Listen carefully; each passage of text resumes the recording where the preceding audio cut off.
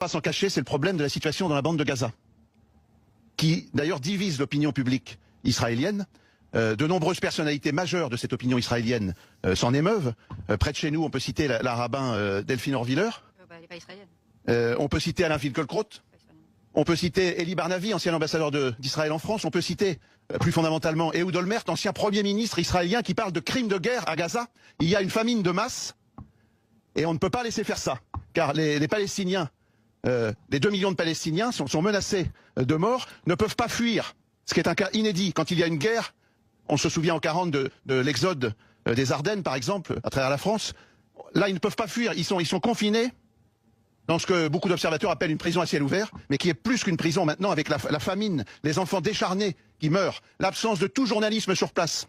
L'AFP qui confesse que ces quelques correspondants sont en voie de mourir de faim, ce qui n'est jamais arrivé depuis la Deuxième Guerre mondiale.